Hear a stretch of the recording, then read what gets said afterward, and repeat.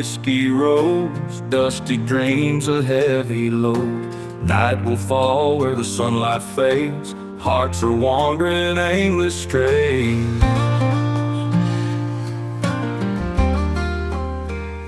Yeah, well, I've got this bit of town. You think I'll let me know town. Anyway, well, I've got this bit of time. Obviously, we are finished. We're in Rotterdam now. Beautiful city. Really was surprised with it. One expecting how 6 minutes and completed. Anyway, that's another. We're going to talk a little bit about.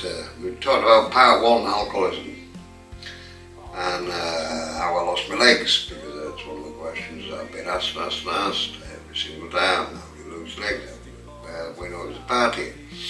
We talked about it. We got as far as talking about the loss of legs, the operation, everything else. Why and what it was all about.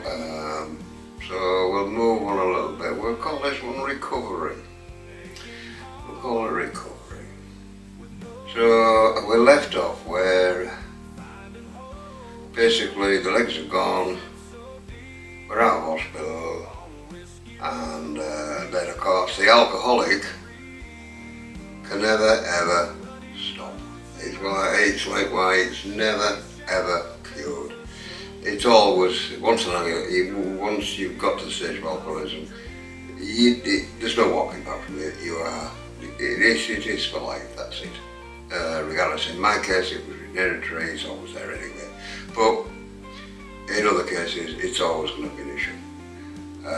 Once it's got you, you're hooked, you're on it, that's it, you're sorted for life. So let me try and talk you through a bit of this. Right, so out of hospital, everything, legs sorted out and all the rest of it, whatever we need to do, a nice little bungalow. And then of course you say, you get to the stage where after a little while the old alcoholic thinks to himself, well, do you know what? I've been off it for so long now, right now I could just manage it. Maybe I'll just try a little. Well, I'm not having a good day now. I'll have a gin. I'm going to have a gin. I buy yourself a little tiny can of gin and tonic. And then you have that and you think, you know, I've got away with that. I've got away with that, that's fine. Then I might get another one of them tomorrow. And then tomorrow comes and it isn't one, it's two. Oh, I've got away with that, it's alright. I'll go, it's fine, I'm cured, I'm cured. You know, it only takes about a week. You need back to a bottle. Half of the week, you're back up to 2 bottles. And you end up, you're in about the same situation that you were before. You've gone all that way, you've tried out so hard just to end up back where you started. And that's the way the game is played with alcohol. Just that little touch, that little bit. And that's it, back to stage 1 again. Try again. Try again. Never works. Never works. I guess that just before we move on a little bit, the lengths that an alcoholic will hide the drinking is quite obscure. I've known people hide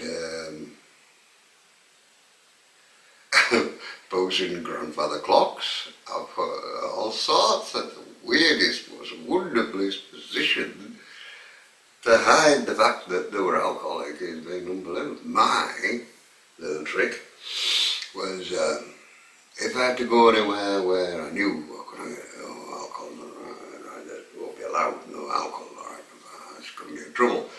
So what I used to do was, this is how devious, and well, not devious, because you're only kidding yourself.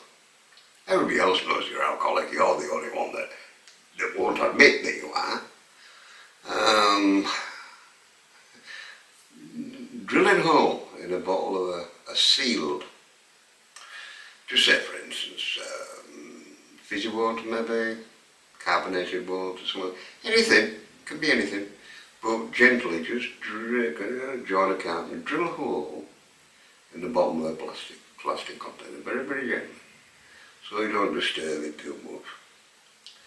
Take out some of the liquid, leave the seal on the top, take out some of the liquid, just enough liquid so that you can get a syringe and start topping it back up with your favourite little tickle, whether it happens to be gin, vodka, whatever. I mean, mine personally was gin, but other people have different things.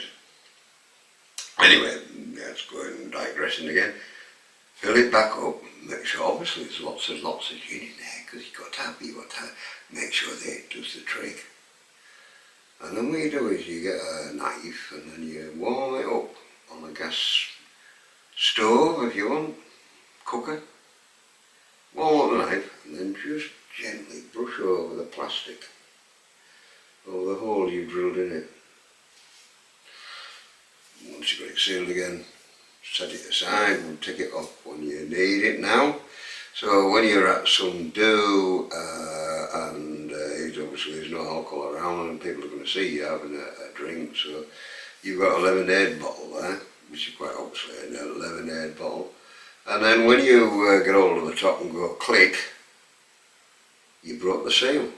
Well, obviously there's no alcohol in that, is there? Because I've just seen him take the top off, the seal's not broken. You see, the lengths that you go to hide the fact is crazy. And everybody knows. So you're only kidding yourself. Anyway, we're digressing, we're going on and on and on, and we don't need to. So we've got back to the fact that old Bash Wright is down back on the pop. Thought I was going to just manage it again, but no, of course it manages him. So then we end up to the stage where the old pancreas erupts again. We go back into the night. I've never seen so much blood in all my life. Up the walls, all over the bed, blood, glorious blood. It was everywhere. I didn't even know I had that much blood in me. Anyway, I managed to phone the doctor, and the doctor came out, and back we go again. Only this time it wasn't, I didn't go into a coma. We managed to get it all sorted before we got to that stage. And I guess at that stage I had to just say to myself, well, the thing has me beaten. And I wear the name Basher, and I was christened it when I was only a kid at school. Never lost a fight in my life, never been beaten at anything ever in my life. But alcohol beat me. Good and proper. I got boxy, you keep on thinking you can go back and I'm going to go. Go back, bang, on the deck. I'll another go, bang, on the deck. There's got to be a stage where you're never going to win. Every alcoholic says, oh, I can handle it, no you can't. Every alcoholic says, I'll quit tomorrow, or I'll quit next week, or I'll do this, or I'll do that. You can't. And the only way I can suggest that you go about this is you're going to have to get help. The last thing I thought I'd ever need to do, go and ask for help. But in the end, there ain't no choices left. It's either get help or die. It's as simple as that. And that goes for any addiction really. The only difference between alcohol and drugs get you there faster. You end up at death's door sharper than you do with alcohol. But it's the same effect, the same thing. I don't know why, but it's never appealed to me in my youth. I have tried. In them days it was only smoking bits and pieces. I think the main thing I did, speed, that was about all you could get in my day. And that was just a bad experience. So no, drugs haven't really, never really entered it. It's just been alcohol to go with me. Anyway, we're digressing again. So, help. You know, it's a bit of a crazy thing, but a doctor's no good to you. A doctor isn't alcoholic. He can say all sorts to you, but he doesn't know what it's about. He might tell you what he read about something, or heard about something, but he's never experienced it, he's never been through it, and he doesn't know what it's about. If you really want help, and you need help, because it's the only way you're going to stop it, you're going to have to find, well, there's many groups, but I'm just using an example. Go to the AA. Sounds terrible, that, doesn't it? I'm going to an AA meeting. Oh God, it's going to be all full of all sorts of people. Oh God, I couldn't imagine it. All I've barely seen on the streets with them bottles. What makes you any different from them? Except they're actually really down and out and on the streets. But you will be shortly if you don't do something about it. But the surprising thing is, when you do go to a meeting, I'm going to use the AA as an example. You look around the room and you think to yourself, my God, that's my doctor over there. That's Mrs. such and such school teacher. You look around the room, they're all professional people, they're all people, you think to yourself, what are you doing here? I thought someone, what, did you get to the, how did you get to that? You meet people you never expected to meet. People you never, professional people. There's all sorts. Every boat, you're on the same boat. You're all alcoholics. And the thing is, you don't there to help each other. And when you actually get to talk to another alcoholic, that's when you're making progress. Because they know what you're going through. They know what it's about. No doctor. You need to talk to other alcoholics.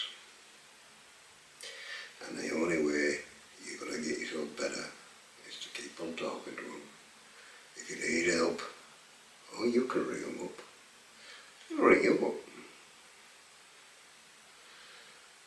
If you're ever in trouble, they'll help you out. I know that if ever I ended up back in trouble, and I got myself into some bother, I'd just say, for instance, I put myself back in hospital.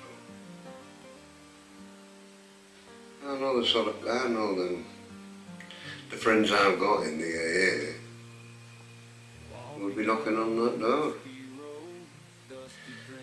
And they wouldn't be criticising me or saying anything to me, why have I done it, or what have I done this for. They were there to try and help me. And some of the best friends you'll have when you're in your recovery are going to be AA.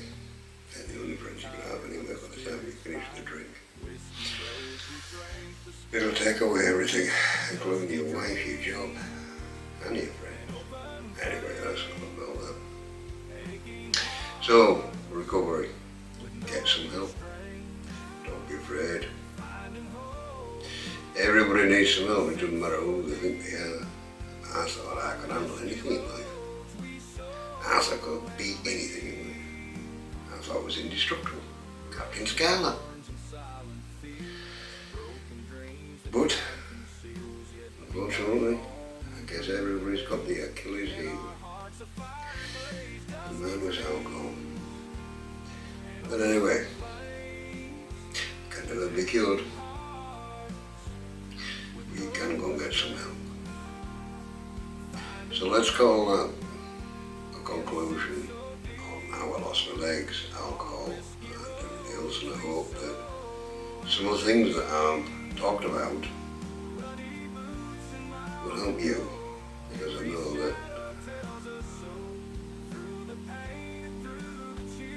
there's a lot of alcoholics out there that do listen to this kind of stuff. And I wish you the best of health. Like I say, there ain't no point asking a doctor. Go and get some new nose. Go and get some proper help. Because you'll never get out of it until you do. Until you admit to yourself you're an alcoholic. And you have to go and get some help. And then you're on the road to recovery. Well, I think that's all I need to say about that at the moment. Any questions you've got? Ask Simon, I suppose, and then he'll tell me, and then we maybe get another video together that may deal with some of the outlying problems and ask the question.